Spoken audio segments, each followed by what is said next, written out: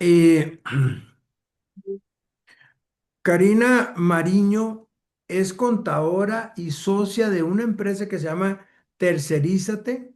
Tiene 35 años de experiencia en ayudar a empresas pymes en organizar sus finanzas y la parte administrativa, como nos contaba ahora, para crecer.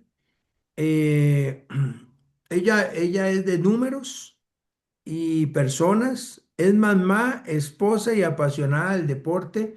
Hoy en la madrugada hablábamos, en la madrugada para mí, porque ustedes están 3 horas adelante.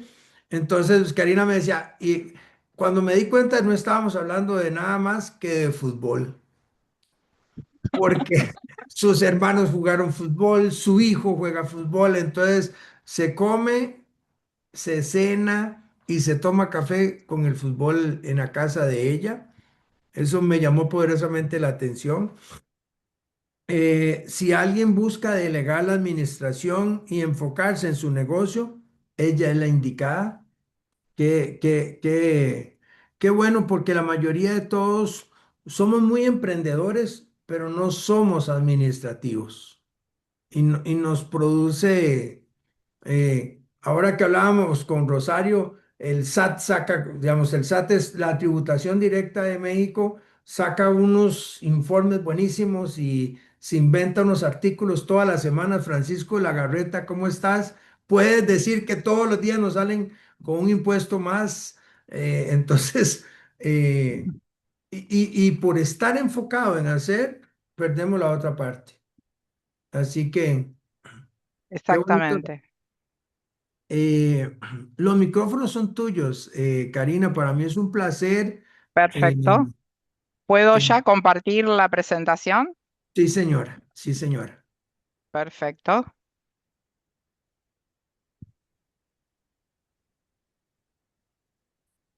Bueno, eh, ¿están viendo todos ya mi pantalla? ¿La Sí, están señora. viendo? Sí, señora. Muy bien. ¿Escuchan bien? Digamos, mi tono de voz se Escucha, escucha bien. escucha perfecto. Bien, bárbaro. Me presento nuevamente. Karina Mariño es mi nombre. Tengo estudios en de contador público. Soy nacida en Rosario, en otra ciudad, pero hace 30 años que vivo en Buenos Aires. Pertenezco al capítulo de BNI Belgrano y hace ya 3 años estoy como secretaria, perdón, en estos últimos 6 meses estoy como secretaria tesorera. Pero también pertenezco y hago networking porque es mi pasión hacer networking en otros ámbitos, como la Cámara Argentina de Empresas Emergentes. También estoy como mentora. Y en el grupo G100, que es un grupo internacional dentro del ala de Entrepreneurship. Mi experiencia profesional fueron 25 años en el mundo corporativo y 10 años como consultora independiente. Estoy casada hace 25 años con 2 hijos adolescentes y como bien dijo Juan Carlos, los deportes acuáticos, la cocina y escribir es mi pasión. A ver. Y lo que vamos a hablar hoy es una ruta hacia la excelencia administrativa y financiera, haciendo lo necesario y logrando lo imposible. Si bien ese título es muy grande, ya van a ver que poco a poco vamos a ir desentrañando qué es lo que hacemos y cómo lo hacemos. Me quise focalizar hoy en las palabras de San Francisco de Asís que dice, empieza por hacer lo necesario, luego haz lo posible y de pronto estarás logrando lo imposible. San Francisco de Asís es un ejemplo y llevando sus palabras al terreno de los negocios y de la administración es enfocarse en en la estrategia del negocio, que es lo necesario, hacer lo posible, que es seleccionar un equipo de trabajo, comunicar y gestionar también dentro del ámbito del negocio y luego medir y corregir. ¿Por qué decimos esto? Porque dentro del mundo PYME, para quienes conocen la relación B2B y sobre todo está relacionado con empresas pequeñas, tenemos los principales 5 errores o 5 dolores, yo diría, que lo escuchamos en forma recurrente. Así como recién explicábamos que los chatbots o algunas personas tienen consultas recurrentes, nosotros también tenemos esos 5 dolores principales que los manifiestan en cada una de las consultas. Entonces, el primero es desconocer la rentabilidad del negocio. O sea, no sabemos cuál es nuestro norte. Es como no tener brújula, ¿sí? Entonces, desconocer la rentabilidad del negocio me implica un montón de consecuencias, sobre todo cómo establecer precios. No tengo el control de stock de la mercadería. Y esa ausencia de control nos puede traer como consecuencias mermas, digamos, accidentales y no tanto, de todo tipo, y sobre todo podemos llegar a vender productos sin tenerlo en stock y sin tener la visibilidad de cuándo va a llegar la mercadería a ese stock. Bueno, no saber establecer los precios o marginar es no saber, en cierta forma, cómo deberíamos construir nuestra rentabilidad.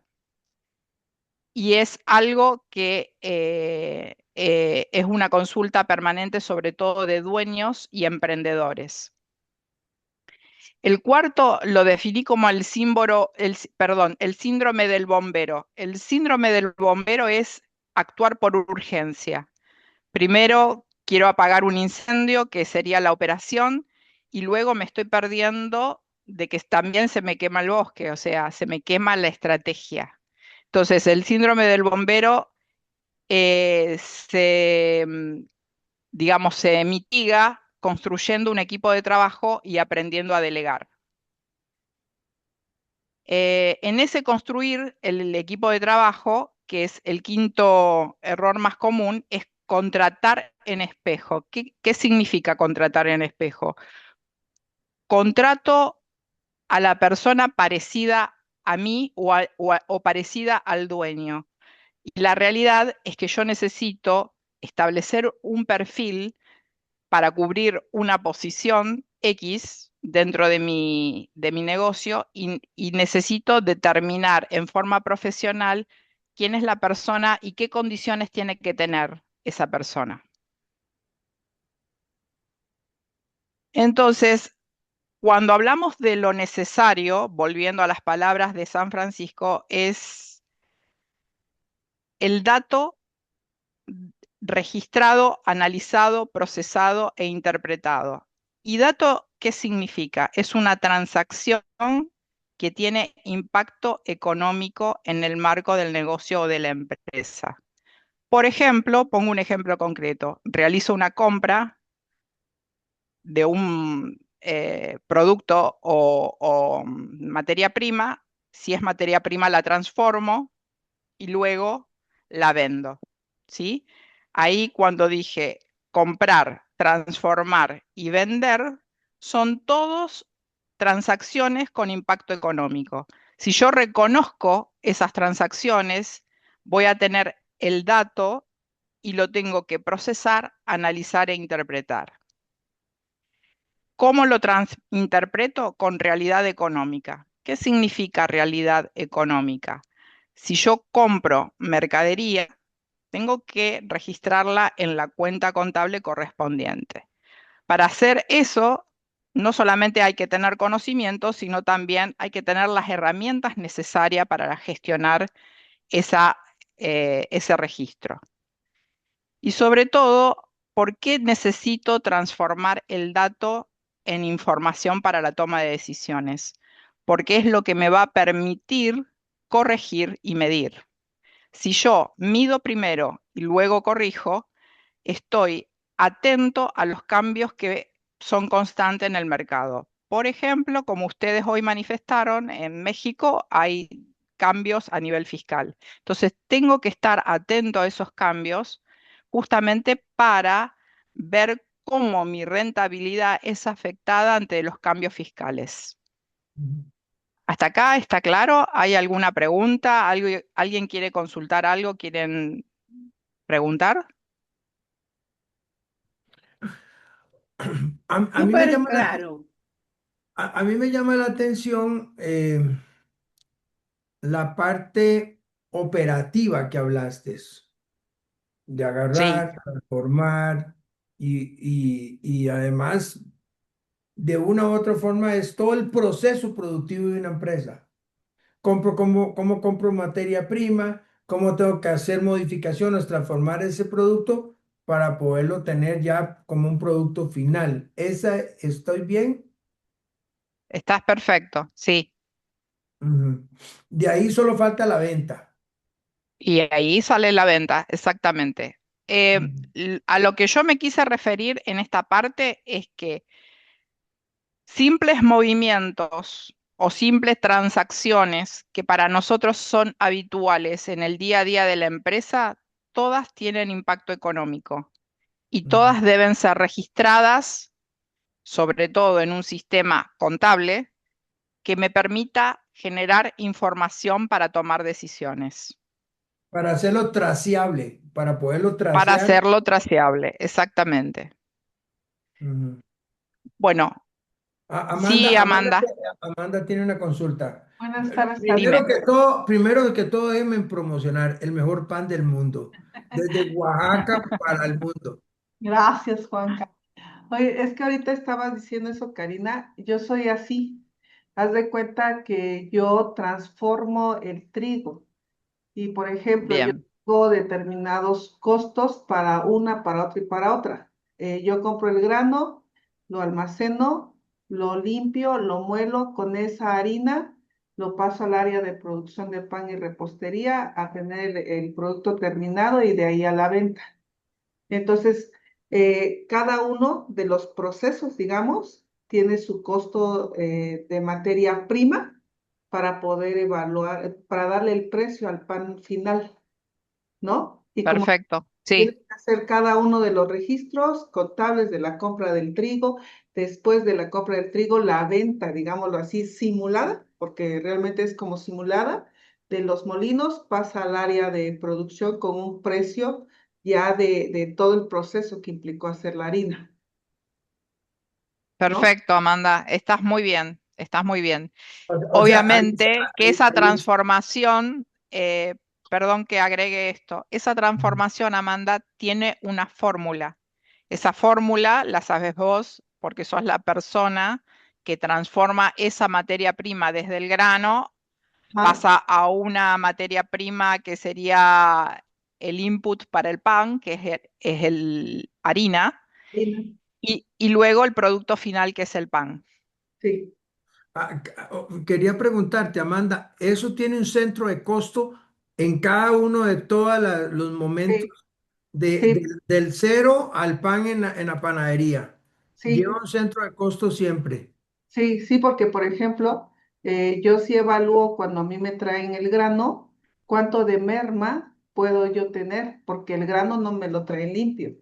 Entonces, Wow. ahí tengo que ver que no rebase de un 8% de merma, porque entonces el precio de la harina se me eleva, porque al final es como cuando dices, ¿no? O bueno, mi papá sí me educó, Sí, me decía, este edificio, tú tienes que pagar una renta aunque sea tuyo, tienes que sacar el importe de esa renta para saber realmente cuánto es tu costo, ¿no? Del producto. Entonces, sí, así como dices, Juanca, así yo evalúo qué tipo de, bueno, hasta cuánto puedo pagar yo por el grano, el grano del trigo, ¿no? Porque si se Amanda, mi porcentaje, perdón, te hago una consulta. Aprovecho porque trajiste un hermoso ejemplo. Si el rinde de esa harina la merma que tiene es superior a ese porcentaje que comentás, ¿tenés alguna forma de descontar el precio a ese productor que te vendió una menor calidad a la esperada? Fíjate que es muy difícil porque a mí no me gusta la parte como aquí en México se le llama regateo, ¿no? Porque entonces ahí es donde pues afectas al productor. Lo que yo he hecho, por ejemplo, con productores cuando rebasa del porcentaje de merma, es decir, tráeme tu producto, lo limpiamos y de esa limpia, de ese producto ya limpio, que es el que a mí yo compraría, yo te lo pago al precio que lo estén dando en el mercado, ¿no? Por ejemplo, si el precio en este momento es de 13 pesos el kilo, yo te lo pago a ese precio.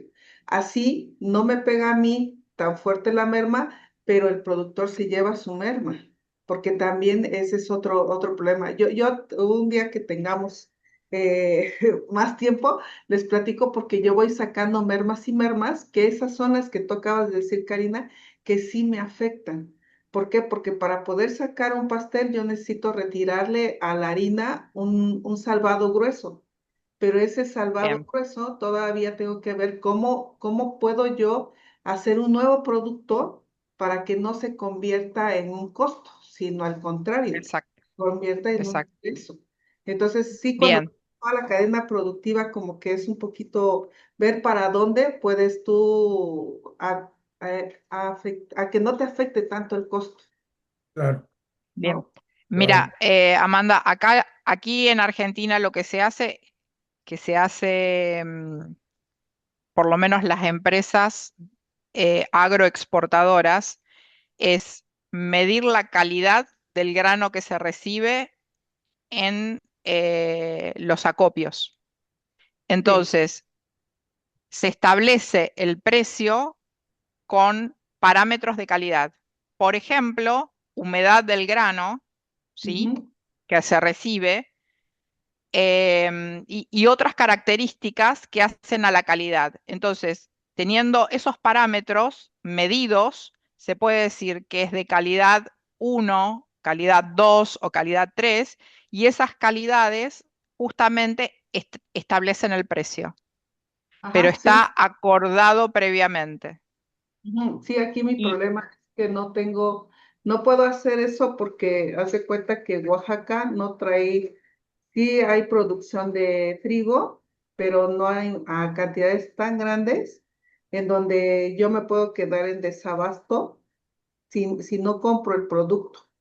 Entonces tengo que, claro, como este tipo de evaluaciones y lo que dices igual, checo la humedad, supongamos ahorita diciembre, no, finales de noviembre, principio de diciembre, levantaron el trigo, ahorita lo traen, pero para mí todavía no es viable. Yo tengo que darle un proceso de secado, 3, 4 días al sol, de ahí hacer la prueba para saber si ese trigo va a ser viable para nuestra panificación. Claro. Pero esa parte de negociación todavía, digamos, me espero a comprarles hasta marzo, ¿no? Porque yo ya sé que secó, pero aquí con la área del campo es bien complicada. Es decir, yo me encuentro en esta ok, parte porque no tenemos esto, lo que tú comentas allá. No, yo compro 40 o 80 toneladas de trigo al año, ¿no? Entonces no tengo claro, como si fuera un gran molino como para hacer, poder entrar en esa línea de mercado o poner bien. esas determinantes. Gracias, Amanda, por comentar. Gracias a ti y a ustedes por escucharme. Bueno, avanzamos entonces.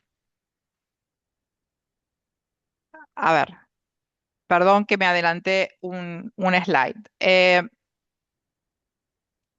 Es muy importante poder delegar las tareas en un equipo que esté alineado. Y un equipo alineado multiplica los resultados. Entonces, delegar es una decisión estratégica que libera tiempo, sobre todo a los empresarios, a los socios, a los gerentes, para concentrarse en lo que verdaderamente importa, que es la estrategia. La clave de tener un equipo alineado es contratar por perfil adecuado y con objetivos concretos. También estas personas deben saber trabajar con autonomía, con poder gestionar herramientas y respetar los procesos. Hay una palabra en inglés que me encanta que es accountability, que es sobre todo gestionar las tareas como si fuera el negocio propio. Si cada miembro del equipo trabaja con cultura, alineación y procesos, los resultados se multiplican. ¿Cómo lograr ese accountability, Karina? Em, Mira, eso baja desde la comunicación y se llama cultura organizacional. Mm, Las personas que lideran negocios, sobre todo, tienen que explicar cuál es la estrategia del negocio para cada sector y qué es lo que se busca como objetivo de cada sector. ok, ok, Y también eh, las personas que tienen determinados roles tienen que saber qué proceso tienen que hacer y cómo seguirlo, ¿no? Tiene que haber procesos documentados. muy bien, gracias. ¿Qué quiere decir esto? Si tenemos un dato procesado, si tenemos un equipo alineado, podemos generar información para tomar decisiones. ¿Y cuál es esa información? La información es tener un balance económico, que es conocer la rentabilidad antes de impuestos, ¿sí? El resultado antes de impuestos. Ahora lo voy a explicar más adelante en detalle. Un balance financiero. ¿Qué es el balance financiero? El balance financiero es saber cuándo va a impactar en mi cuenta bancaria, en mi caja, en mi moneda, en mi billetera de pagos, los ingresos y los egresos. Y un balance fiscal tiene doble objetivo. Primero, presentar la información ante el fisco para pagar impuestos y sobre todo, con planificación fiscal, lo que permite la planificación es generar tanto la información como la parte numérica, pagando teniendo la menor carga de impuestos dentro de la ley. Ese es el objetivo de la planificación fiscal. Y aquí, tanto los contadores como los asesores fiscales me van a poder decir si estoy en lo correcto.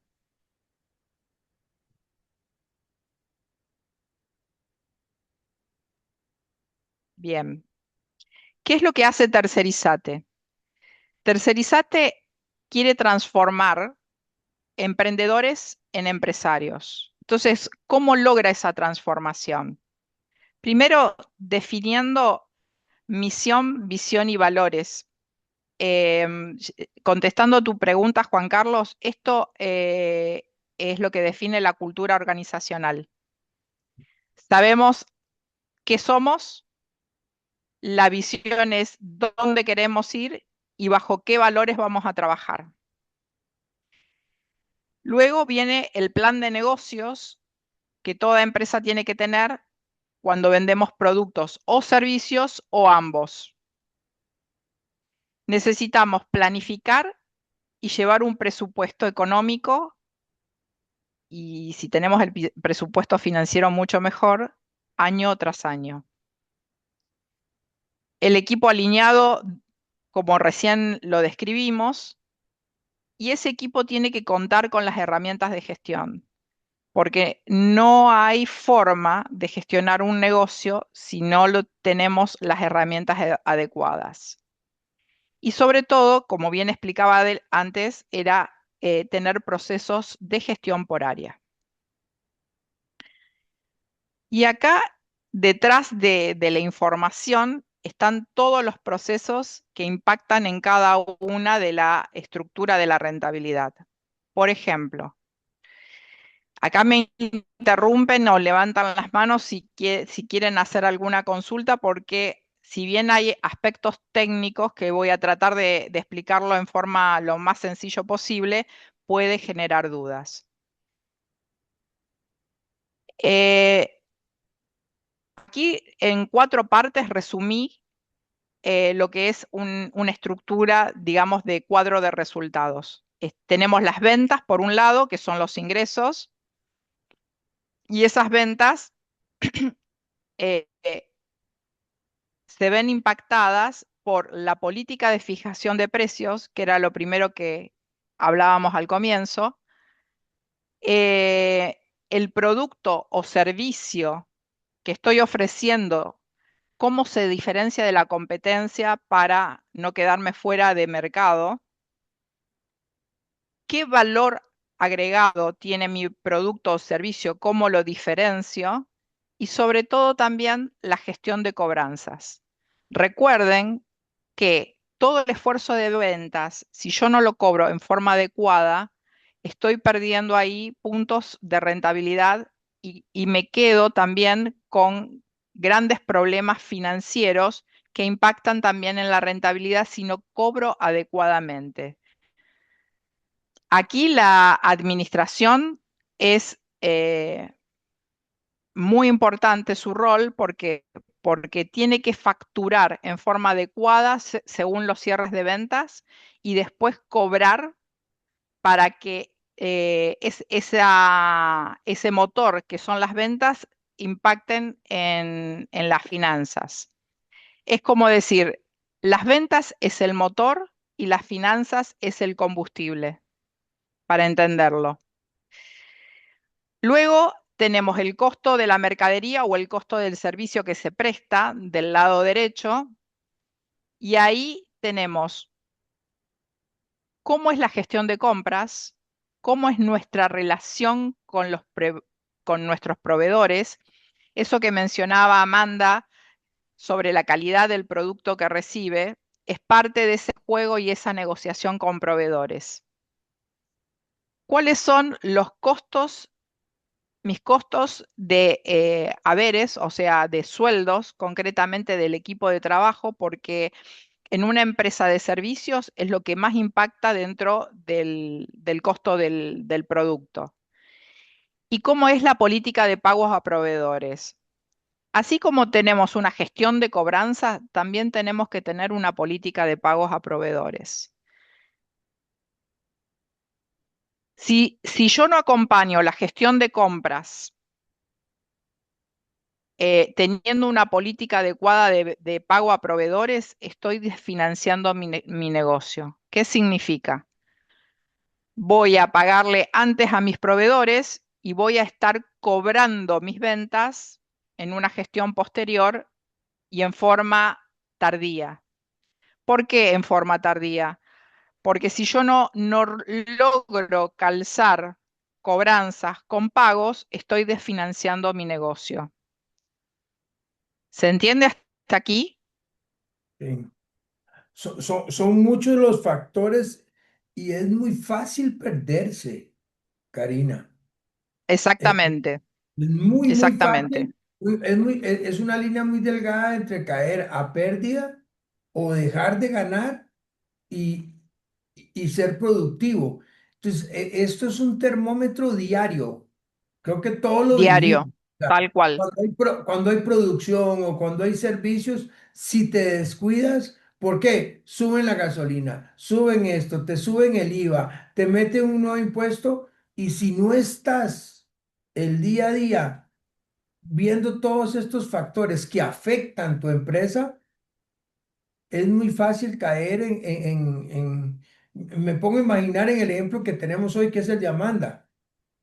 O sea, Exactamente, le suben un cachito al precio de la harina y Amanda tiene que rehacer todo su centro de costos para poder llegar a valorar si al pan hay que subirle o si esa la puede asumir. O sea, este cuadro es extremadamente valioso y tienes que tenerlo muy bien mapeado día a día. exactamente. La parte superior del cuadro es simplemente comprar y vender, ¿sí? Pero si tenemos una mayor organización, por ejemplo, sumarle los costos de alquiler, sumarle los gastos generales, sumarle los gastos de comercialización, ni hablar de los gastos de financiación. Esos estamos hablando de todos los gastos de estructura necesarios para terminar de conformar el negocio. También se Sí, le puede agregar hasta los costos de fletes o costos de transporte. claro. Entonces, todos esos costos estructurales también tienen que estar cubiertos con el margen de contribución. El margen de contribución Cari, es Cari, venta Cari, menos costos. Cari, Sí, Jairo Londoño tenía la mano levantada. No sé si fue por error o querías... No, no, una pregunta, Karina. sí, sí, Tú eres de Argentina, ¿cierto? ¿Argentina o Chile? sí. Argentina. Argentina. Es una che con el fútbol hasta aquí arriba, Jairo. Yo sé que en Argentina eso es una religión el fútbol. No, pero para ella es triple. Sí, bueno, yo Sí, tengo ahí sí. varias anécdotas con los argentinos con el fútbol. Marina, una pregunta, ¿y cómo se maneja esto cuando la inflación, en el caso de ustedes o en Venezuela, que casi que sube al día? No sé si todavía, pero sé que un Bueno, momento que hubo, por ejemplo, en Colombia, por ejemplo, está controlada en el 5%, 6%. Pero en No, países, que un momento dado que casi que subía al día la inflación, ¿cómo lo manejaban? pero bueno, en Argentina somos te, maestros te- mundiales. sí, de maestros mundiales, literal. Sí, sí, no, sí, sí, A sí. ver, te cuento qué pasó hasta final del 2024, ¿sí? Diciembre 2024 llevábamos una inflación acumulada de 225% anual, literal, Jairo. O Una sea, locura, es que es una una locura, eso locura, no una le cae en la cabeza locura, eso. exactamente. ¿Por qué? Por la famosa emisión, o sea, De- emitíamos papelitos que se llamaban pesos argentinos sin respaldo y gastábamos más de lo que podíamos generar. O sea, es como en una casa, o sea, o te endeudás o inventás papeles de pago. Eso es lo que hacía el Estado argentino. Posteriormente pasamos a un 2025, luego de las elecciones, donde fue decreciendo la inflación, pero aún era alta. ¿Sí? Por lógica, los primeros meses luego de la nueva gestión fueron corrigiendo la inflación, pero no es una desaceleración inmediata, fue paulatina.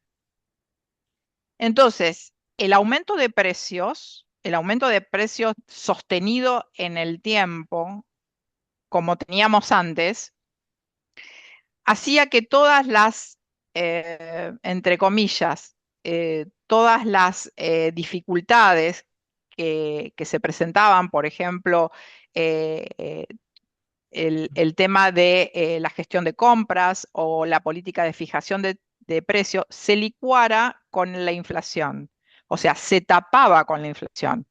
Entonces, ¿qué hacían los proveedores? Yo tengo que aumentarte el precio porque me aumenta mi costo del producto y lo trasladaba directamente a precio. Todas las ineficiencias internas de la empresa pasaban a precio, sobre todo impulsado por inflación y aparte por las ineficiencias que había.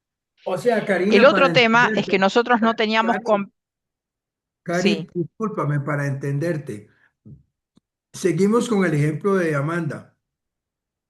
Hoy el bollo de pan que le llamamos, yo no sé cómo se llama en Argentina, pero digamos, este largo de pan costaba 10 pesos y mañana costaba sí, 30 y pasado mañana era 50 y después bajaba claro, otra vez a 30. O sea, claro. así tan Pero inestable, así estaba. así estaba Argentina y pensá lo siguiente, Juan Carlos, em, la excusa de la inflación, no era una excusa, sino que era real, no teníamos precios de mercado. Entonces, pagabas, tenías que pedir muchas cotizaciones, por ejemplo, para hacer un servicio o para comprar un repuesto, simplemente un repuesto, tenías que hacer muchas cotizaciones para poder comparar y validar precios. Porque Wow. cuando vos estás en un periodo inflacionario, hay una inflación real, pero también una inflación de expectativa que se suma a ese precio. Claro, porque si yo Esa tengo infla- producto, yo tengo que venderlo más caro porque yo no sé si mañana lo voy a tener que comprar más caro.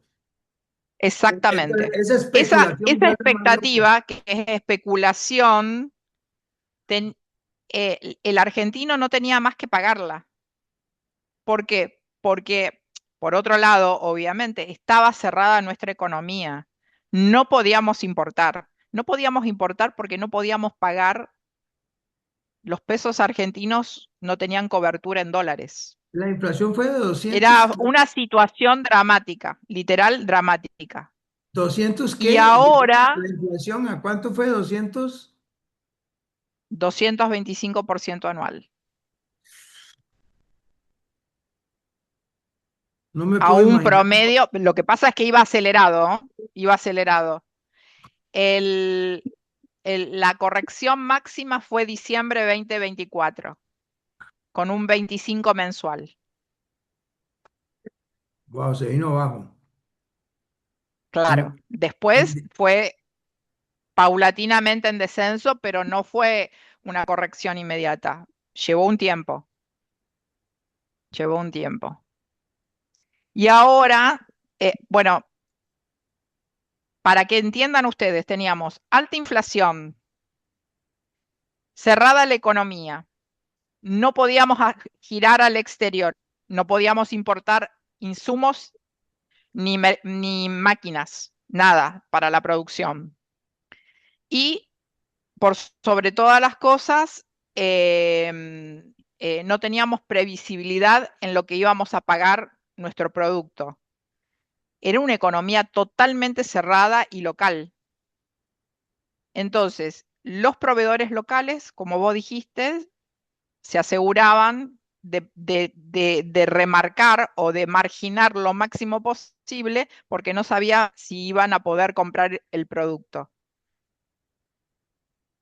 Los únicos que tenían algo de, digamos, de posibilidades eran los exportadores porque generaban divisas genuinas en el sí. exterior. Pero salvo esos casos que eran contados, contados los sectores que podían exportar. Todo lo demás era una economía local. Pero ese exportador tenía que pagar los productos con esa inflación loca, por decirlo de alguna forma. O sea, porque si yo producía algo y mandaba y sacaba fuera del país, tenía que pagar los abonos o los fertilizantes o lo que fuera, o el trigo al precio que daba vueltas. También el exportador se había afectado para poder producir. Sí, lo que pasa es que el exportador su margen depende de la capacidad de acopio. Y ahí tenés gigantes También. acopiando, porque el productor no tiene más que venderle a ese gran exportador, Mm, porque ¿qué pasa? Financia su cosecha, le da semillas, o sea, también es un ganar-ganar, sí, sí. es un ganar-ganar. Pero Lo que se está produciendo es parte de él ya, porque le financia. exactamente, le financia semillas, fertilizantes y acopio, y Mm, parte del flete también. claro. Parte del flete interno, ¿no? Porque tienen que llegar las materias primas hasta la zona de producción y elaboración, y luego de la zona de elaboración al puerto. Bueno, dicho todo esto, estamos en la última parte de este cuadro de rentabilidad, donde tenemos el resultado antes de impuestos a las ganancias. El impuesto a las ganancias, nosotros teníamos una alta presión tributaria, o sea, con alta inflación, economía cerrada, no poder ahorrar en dólares, no poder girar en dólares, porque teníamos trabas este, de tipo cambiario, lo único que nos quedaba era tratar de planificar cómo iba a ser el resultado antes del impuesto a las ganancias para tener el menor impacto impositivo. ¿Por qué? Porque acá tenemos una tasa del 35% de impuesto a las ganancias. Ahora se viene una reforma fiscal. Yo no quiero hablar puntualmente de Argentina, quiero hablar en forma general, pero tenemos una reforma fiscal importante que tiene que ser acompañada también con una reforma laboral. Y bueno, estamos a la expectativa de que el Congreso trate ya los cambios y se aprueben por ley, como corresponde. Bueno, ¿qué es Karina, por lo tercerizar? menos en Costa Sí, Rica se habla de un 30%. O sea, claro, es es escalonado, menor. pero unos 30% depende de tanta cantidad de ventas. Y Amanda, tú me puedes confirmar, pero México también anda así como entre un 30, un 34%. 36 Solo, de impuesto, de ¿cuánto? 36 de ISR, pero también hay en algunos, por ejemplo, en mi caso, el PAN tiene un 8% de IEPS. Es Que decir, es como el IVA, yo causo, es decir, aparte de que hay productos de mi rama que sí causan IVA, pero yo tengo que trasladarle a nuestros clientes el 8% de IEPS simplemente porque vendo un producto que tiene dulce, que es hecho a base de azúcar, ¿no? Por la reforma fiscal que tuvo hace algunos años y que mucha gente en el área de panificación se amparó, pero sí tenemos un impuesto adicional que muchos no conocen. Esa es la parte de la o panificación. sea, ¿le meten el IVA más el 8 o solo el 8 por ser dulce? Solo el 8 por ser dulce, a todo el pan. Es decir, un pan que no sea bolillo, todo lo demás es causal del 8%. Entonces, ahorita lo que es Qué loco. Karina, por ejemplo, estratégicamente, yo cuando me han hecho las salsas de precios y que en no, Oaxaca no se queda chiquito, o México. La verdad hemos tenido inflación relativamente gradual cada mes, porque en este mes un proveedor te dice aumenta un 25% y al otro mes te dice otro proveedor, entonces estás variando mucho el precio. Entonces, de manera que yo he tenido que encontrar una estrategia de ver qué productos sí y qué productos no, de acuerdo a la demanda, para que no me pegue, aunque mi margen de utilidad va disminuyendo. Ahorita lo que decía Diego, ¿no? Realmente nuestro margen ha disminuido bastante y ahorita decía Karina, toda la parte impositiva también a partir de la reforma laboral que está surgiendo en México, te viene pegando, ¿no? Entonces sí, como que hay que buscarle muchas estrategias, creo que es a lo que... Sí, Bueno, porque si tú vendes un refresquito con un pedazo de pan, el refresco lleva un 16 y el pan lleva el 8. no, el refresco lleva el 8% también, todo lo que es aquí, Bimbo, Marinela, todo eso, porque el gobierno lo que quiso es que la gente dejara quería bajarle a lo que es la diabetes, ¿no? Entonces, aplican el impuesto, entre comillas, para que la gente dejara de comprar chatarra, que le llamamos aquí, es producto que no es alimenticio. Entonces nos pega de forma generalizada a la industria panificadora, nos pegó simplemente por el porcentaje que tiene de azúcar. En gramos es casi nada y estás grabando el 8%. Entonces yo desde el costo de Claro. producción, desde donde decía Karina, desde ahí la aplicación es del 8. Se la tengo que trasladar al gobierno porque ya no hay ni compensación en México, Karina. Antes había compensaciones, ahora ya no hay compensaciones, directo el 8% de tu producción. ¿Y quién Si lo yo hace? les mencionara cuál es la estructura fiscal argentina, les puedo asegurar que los horrorizo, literal, porque tenemos un impuesto al valor agregado del 21%. El IVA nuestro es 21%. Después En Costa tenemos, Rica, en Costa Rica es un 13, en México un claro, 16 y ustedes con un 21. Wow. yo vengo de visitar Panamá y es un 10%. Sí, sí, sí, sí, En Panamá. España es un 21 también, ¿eh?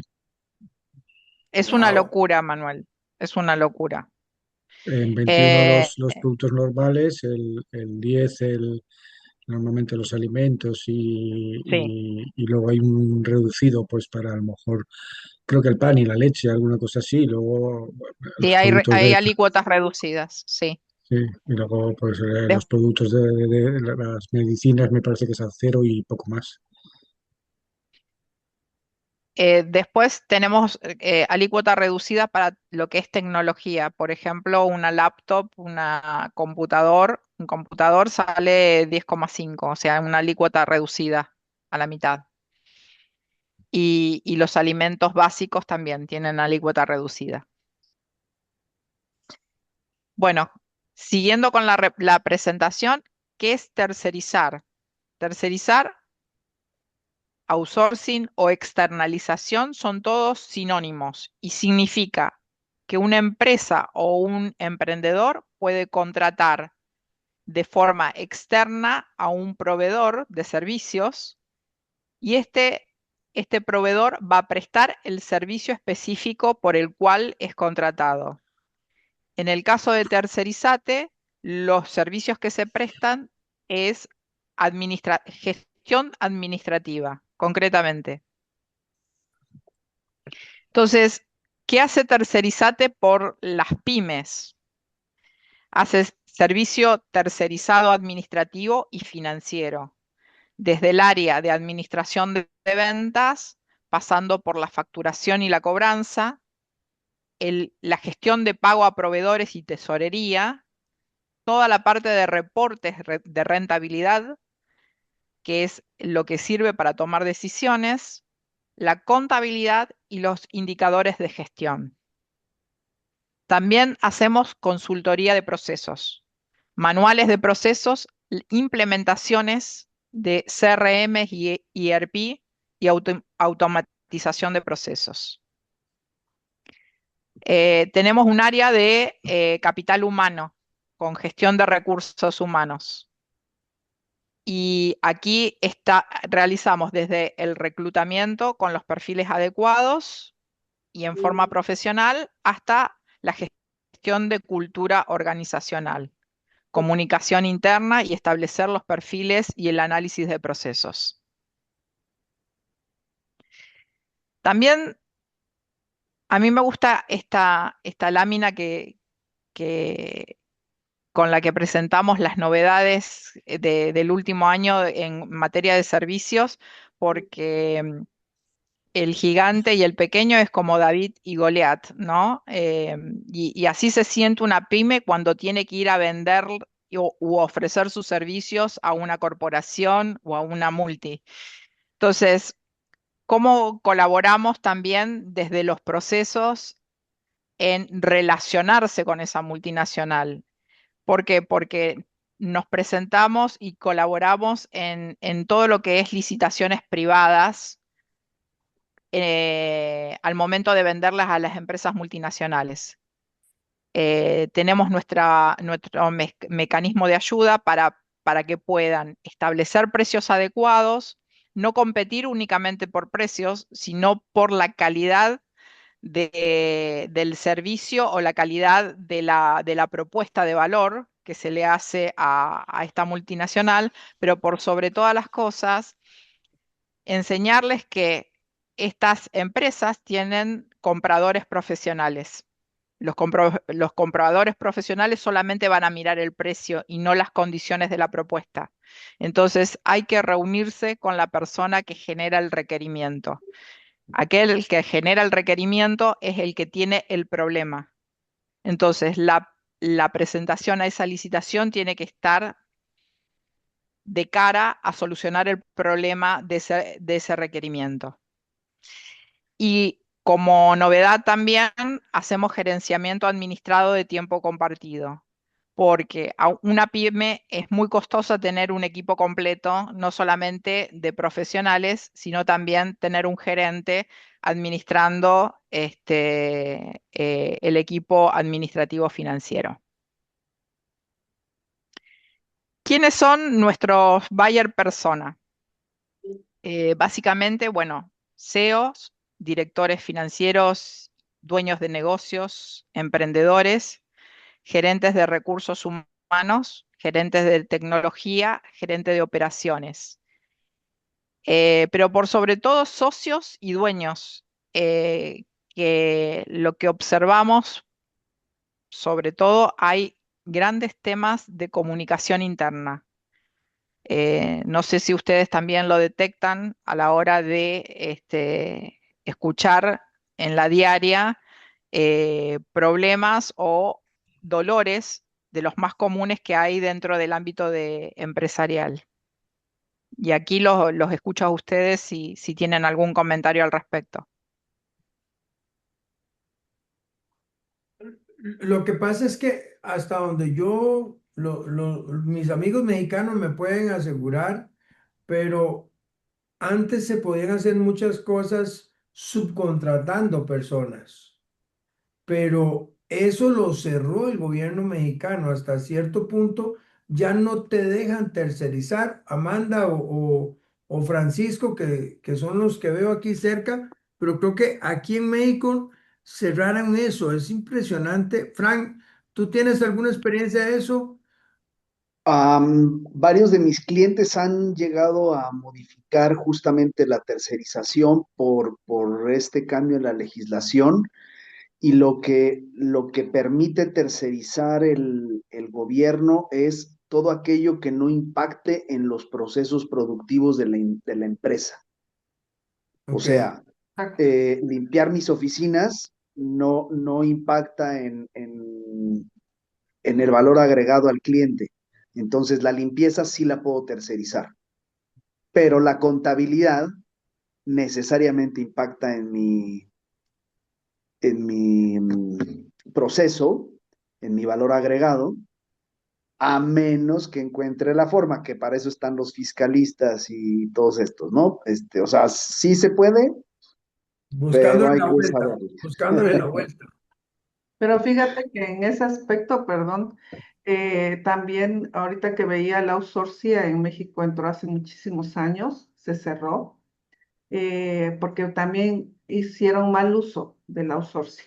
Como figura, creo que es una buena figura, pero el mal uso implicó que pues ahora todo el mundo tuviera outsourcing. Cuando, por ejemplo, yo podría contratar un panadero y lo tenía en la línea de outsourcing y no es correcto porque realmente es un trabajador. Tienes que como que buscar cuál es la mejor estrategia porque al momento que recibe órdenes directas desde el área de producción, pues se convierte en un trabajador. Entonces, ha sido como complejo. Yo esa figura jurídica nunca la he ocupado aquí en la panadería, pero sí me pega en los costos de pago de seguro social, de otro tipo de impuestos. Entonces, ahorita lo que yo veía o lo que tengo entendido es que puedes tercerizar servicios, pero esos tienen que ser bajo contratos en donde ya ahora tengas tú hasta imágenes, fotografías de lo que te están realizando para que Claro. no pueda considerarse como otra figura jurídica. Sí, Eso Jairo, te escucho. Karina, ya estaba viendo pues tu presentación y tocaste el tema de automatización, ¿cierto? De procesos. Sí, así Eh, es. Cuéntame un poco al respecto. Es que entiendo, es decir, fuera que están tercerizando, ya están viendo la necesidad de empezar a tener esas automatizaciones porque al final casi que si se terceriza se puede automatizar. Solo un paréntesis, te cuento, estoy haciendo un proceso yo no soy tercerización de nada, pero en Manpower, una empresa grande Sí, de contratación, ¿lo conoces? sí, sí. Por cosas del destino, Aquí también tiene oficinas. pues te cuento que acabo de montarles un proceso de gestión de compras. y es un proceso bastante interesante porque ellos le manejan la compra a una empresa, le pueden manejar muchas compras o acumular compras para comprar a las empresas. Y le acabamos de hacer un gestor de compras, pero el gestor de compras para atender todo lo que es Colombia, ¿cierto? Entonces, no sé, ahí cuéntame un poquitico qué estás haciendo en automatización, sobre todo, a ver de pronto cómo hacemos de pronto algún match y hacemos un 1 a 1. Perfecto.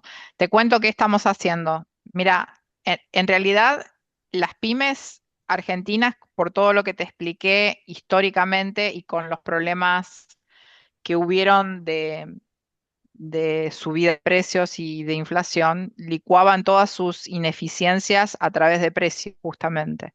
Ahora que no tienen la excusa de la inflación, y hay que ver el tema de costos y que está muy ajustado sobre todo con ese tema, más la presión tributaria que todavía existe y esperemos que pronto se modifique. Lo que ayuda a las pymes sobre todo es a entender sus procesos y a tener el mejor sistema ERP que, que se adapte no solamente a solucionar un tema de facturación y contabilidad, y reportes para adaptado, sino también su parte operativa. Por ejemplo, dependiendo de la actividad, si es una empresa que produce, que parte de ese sistema esté midiendo la producción con una fórmula. Por eso estábamos hablando de todos esos temas con Amanda. Se puede hacer perfectamente desde el sistema productivo y hay RPs que están integrados por módulos a solucionar temas de producción. Justamente estoy implementando un ERP a una empresa que es elaboradora de jugos naturales. Así que ahora, cuando continúe con la presentación, puedo avanzar y les comento por verticales de la actividad económica, con qué sectores estamos trabajando y qué hacemos por ellos. Así que les propongo seguir y hacemos preguntas, pero si tenés alguna otra pregunta, la hacemos al final, ¿te parece? Sí, perfecto. Gracias. A- Avanzamos entonces. Bueno, esto es lo que le comentaba. ¿Quiénes son nuestros principales clientes? Eh, yo los mencionaría por verticales porque es importante saber qué verticales de la economía estamos atendiendo hoy. Uno es IT y tecnología. Allí hay dos empresas que están mencionadas que son básicamente productores de software. Totus es una empresa internacional que tiene origen en Brasil y tiene sus oficinas aquí en Argentina.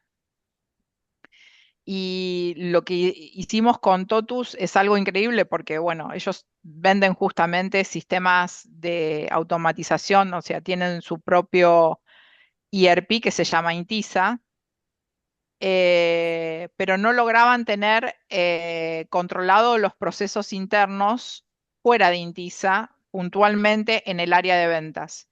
Y nosotros lo que hicimos fue una herramienta de automatización para el cálculo de las comisiones a todos sus distribuidores y representantes aquí en Argentina. Para hacerlo concretamente, ellos le demandaba 10 días de un recurso hacer esa tarea. Y a partir de la implementación de la herramienta, hoy lo realizan en 2 horas, literal, con un recurso que directamente baja la información y la puede aplicar en la herramienta que nosotros le presentamos. Y bueno, también tenemos el área de retail, representado por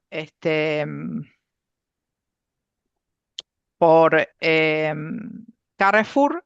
Ahí tenemos automatizado un proceso con un recurso que está en forma presencial, o sea, virtual y presencial, pero es un recurso destinado exclusivamente a solucionar un proceso que realiza Carrefour Argentina.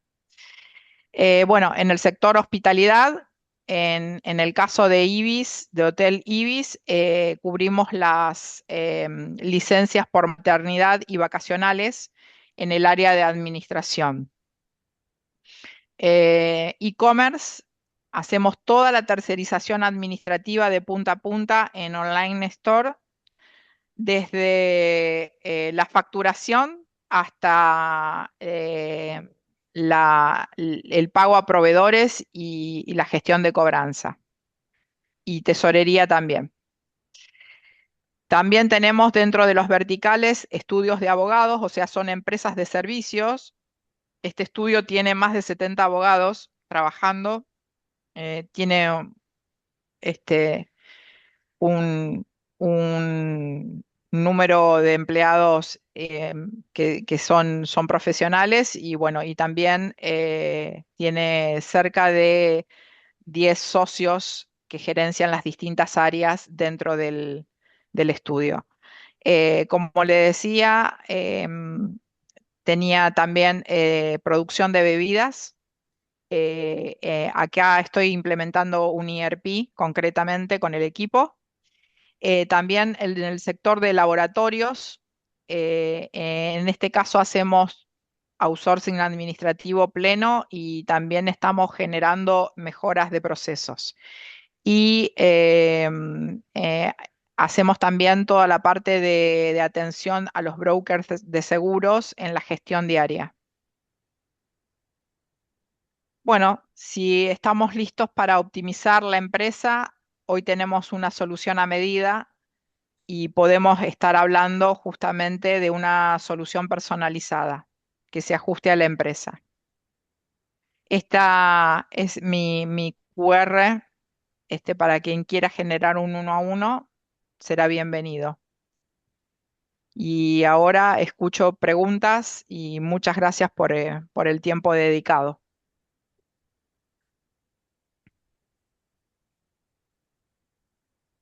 Cari, si quieres, deja de eso. Perfecto.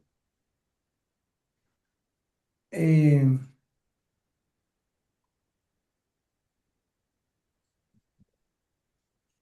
yo, Fran y Amanda, yo puedo contratar servicios como los de Karina y el SAT me los recibe o el IMSS me como, los recibe. como servicios profesionales para tu empresa. Eso sí calza perfectamente aquí en México. Creo que sí, creo Sí. que sí, a reserva de que pasado mañana veo a mi contadora y le pregunto. Sí. Bien. Efectivamente, como dice, como servicios profesionales, como ya como más estructurado, ¿ves? Con contrato, con muchos lineamientos, porque ahorita, por lo menos en México, viene una fiscalización muy fuerte. Entonces sí tenemos que tener como mucha estructura para hacer la contratación de determinados servicios. Es que hasta donde yo entiendo, Karina, y Alma también puedes decirnos también porque es de México, lo que sucede es que fueron usados para hacer facturaciones para deducir. Entonces fue tanto el desorden que tributación o el SAT cerró toda puerta en este sentido, ¿verdad? Porque se prestó para muchas facturas. Falsas. Bueno, lo que pasa es de que muchos ocuparon figuras jurídicas amparándose en la ley para poder hacer mal uso, porque creo Pero que ¿qué beneficios tenía generar, digamos, facturas a través de de este outsourcing? no asegurar a trabajadores. Es decir, Ah, donde fue más ocupado en México, el outsourcing fuera para trabajadores. Llegaba y te decías, tienes outsourcing y muchas empresas, haz de cuenta que tenían a 5 trabajadores en Seguro social y los demás estaban en tipo outsourcing. Entonces, ¿qué es lo que te evitas? El pago del seguro social, el pago del Infonavit, ¿no? Y hacías nada más la contratación de los servicios. Entonces, el problema era cuando tú tenías un problema laboral ¿Por qué? Porque al fin, o sufría tu trabajador un riesgo de trabajo, ¿no? Entonces ahí es donde empezaba la problemática. Entonces el gobierno ha cerrado esas partes, pero también ha querido que muchos que están en la parte no regulada se regulen, ¿no? Porque ahorita ya todo el sistema bancario también va a ser regulado, ahorita también la telefonía, es decir, viene una regularización muy fuerte para que todos se paguen impuestos. Creo que sería justo que todos pagáramos impuestos de forma general, pero en México muchas personas no pagan impuestos y solamente somos algunos que pagamos y cargamos de manera tributaria todo lo demás, tanto en el área fiscal, contable, laboral, jurídico. Entonces, creo que es esa parte lo que se pretende. Bien, vi una mano levantada por allí y creo que Armando, después se bajó. Armando Sí, Torres, es que después de cierto punto se cae la... Armando, ¿cómo ok. estás, amigo? Hola, ¿cómo están a todos? Buenas tardes. De Torres, Bueno, Puebla, Baizola. Bueno, buenas sí, tardes. lo que yo entiendo, gracias, la regulación estaba precisamente en que no puedes tercerizar si es parte de tu giro y actividad. Como bien dicen, un panadero no puede contratar tercerización de fabricantes de pan. Si es una llantera, no puedes contratar personas que hagan a través de tercerización tu actividad. Pero sí un trabajo especializado. Esa misma panadería puede contratar a gente especializada para ser miembros de seguridad y custodia de las instalaciones. Una llantera puede contratar a lo mejor a vendedores, no, porque pues todos se dedican a las ventas, pero sí puede tercerizar a lo mejor eh, pues el sistema de seguridad, algunos jornadas de cuidado médico, de salud, son los que están autorizados para tercerizar, ¿sí? Y lo cierto, sí, el problema es que los únicos que pagamos de manera directa somos los regulados, estamos dentro de la ley. Aquellos que se dice en México que trabajan de manera irregular son los que no pagan este tipo de impuestos, impuestos sobre la renta. Todos pagamos IVA, todos pagamos muchos otros impuestos, el impuesto este de especial, el impuesto especial de producción y servicio, de los que lo consumimos, alcohol, azúcares, gasolinas, pagamos el impuesto sobre producción y servicio. Además del IVA, en el caso de que opere. Las regulaciones que estamos teniendo en telefonía es para saber quién está usando los teléfonos. Y sin embargo, pues debo decirles que ya aparecieron en Place Market, en Mercado Libre, la venta de líneas celulares sin, sin control, sin propietarios, ¿no? O sea, aquí yo creo que en cualquier lugar de Latinoamérica nos ponen el pie y aprendemos más rápido a cómo brincar. Sí. Armando, yo quiero comentarle brevemente cómo sería el outsourcing aquí en Argentina, porque tenemos, la figura está permitida y está regulada. Por ejemplo, yo tengo un recurso exclusivo para Carrefour en un proceso. Entonces, esa persona atiende a Carrefour, ese ejecutivo atiende a Carrefour, no solamente en la presencialidad, sino también virtualmente algunos días. Ya. En- y particularmente lo que hacemos nosotros es todos los meses enviar la planilla de haberes que esa persona está dentro de la nómina de Tercerizate a Carrefour. Carrefour dice, este recurso es tercerizado, las cargas sociales la paga la empresa Tercerizate y aquí está su declaración de nómina. Entonces, es rápidamente traqueable y rápidamente comprobable porque no es empleado de Carrefour, sino es empleado de Tercerizate. Ujú. Pero Carrefour nosotros como proveedores de ellos tenemos que darle la información para ante una fiscalización, ellos tienen el soporte de esa persona. Digamos, Karina, en Costa Rica, tercerizar es normal y es Sí. permitido y no tienen. Pero cuando llegas aquí, no es tan permitido eso. Porque hay que ver cómo están las leyes, justamente, estructuradas. Si tienes una estructura jurídica que lo permita y que haya controles, se puede realizar en forma sin ningún tipo de problemas. Sí, yo considero que así como En lo realidad hay que demostrar que sí está trabajando, ¿no? A través de un tercero. Y sí hay cosas que sí pudiéramos operar en México, habría que verlo muy puntualmente, en donde yo que vendo particularmente paneles solares. Entonces no puedo contratar un electricista, un profesional eléctrico, porque yo a eso me dedico. Pero sí, por ejemplo, pues otra vez la custodia, la elaboración de la contabilidad, la nómina, y hay manera de poderla contratar a través de un tercero, ya sea nacional o extranjero, porque no está dentro de mis actividades. No tengo yo la especialización para poder hacer yo mi nómina, mi contabilidad. Y entonces, pues busco a un especialista.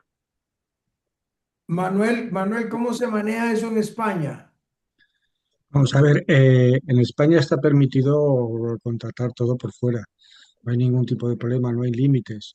Lo único que te dicen es que, bueno, las empresas un poco para cubrirse el tema de las subcontratas, que es lo que llamamos aquí para a las que les encargan algún tipo de trabajo, es que normalmente, pues, y eso sí está muy regulado, tienes que tener todos los empleados pues, dados ya de alta en la seguridad social, tienen que tener sus convenientes cursos de protección laboral por el tipo de trabajo que hacen y tienes que tener todos los seguros en regla.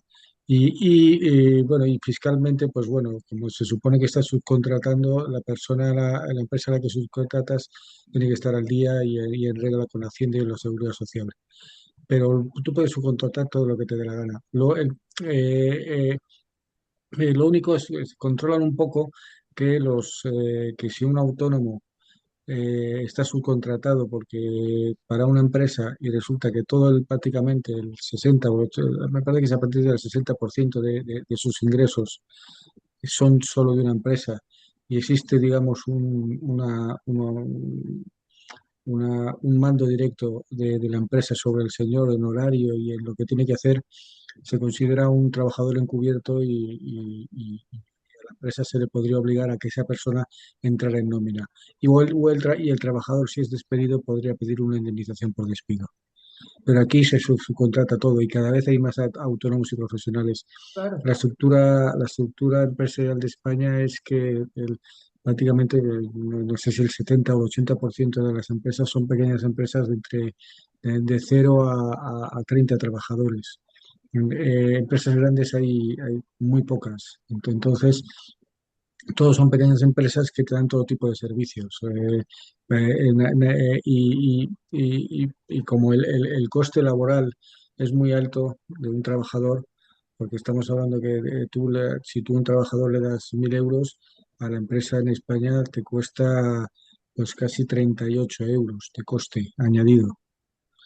Bueno, también es cierto que tenemos un sistema sanitario bueno, que funciona bastante bien, y tenemos un sistema de pensiones que bueno, que eso ya veremos si alguno si al final no va a quebrar y no sé si, vamos, yo por edad a lo mejor sí lo cobro, pero mis hijos todavía no trabajan, pero si tienes 30 años yo no sé si vas a cobrar la pensión de la seguridad social, pero bueno, entonces es un coste muy alto, entonces la gente no quiere tener contratos y en España despedir a alguien es caro, o sea, si una persona, un trabajador no te funciona, despedirle es muy caro. O sea, eso es una cosa que fuera no se entiende. Aquí, si despides a un trabajador, le tienes que dar 33 días por año trabajado de indemnización, sea porque te va mal o sea porque de repente a los 2 o 3 años ya se relaja y no quiere trabajar, vamos a decir, o trabaja mal. Entonces, las empresas no quieren. trabajadores y mucho se hace por fuera. Incluso hay empresas grandes que de repente te cogen un departamento entero, te lo externalizan, echan a 40 o 50 personas y los subcontratan con una empresa y asunto solucionado. Claro. Ok, ok, ok. Bueno, la reforma previsional, Manuel, es lo que viene también en Argentina, ¿eh? Son tres reformas: fiscal, laboral y previsional. Mm. Están directamente relacionadas. Bueno, ya te digo, aquí es muy habitual que todo, vamos, que todo el mundo externalice muchas cosas. O sea, pero vamos, de todo, todo. O sea, cualquier trabajador autónomo o pequeña empresita, normalmente al fin y al cabo lo que hace es servicios a grandes empresas. No tiene una producción interna suya de algo que vende directamente no hace un trabajo para vender a un consumidor último, sino que hace un trabajo para otra empresa más grande. Bien. Súper. Qué enriquecedor porque son diferentes formas, diferentes países, diferentes impuestos, pero al final nos nutrimos todos, ¿ah? Mm. Súper chévere. Listo. Yo creo que no sé si hay algún otro comentario. ¿Estamos bien? Mm. Aprendiendo de Para todos aquellos que quieran generar un 1 a 1, nada, dejo mis datos y también me pueden buscar en el capítulo de BNI Belgrano. Así que les mando un abrazo muy grande y gracias por su tiempo. No, gracias a ti, Karina, por la carrera y por todo el tema de hoy, pero muy lindo porque nos permitiste, o sea, esto es cómo aprender.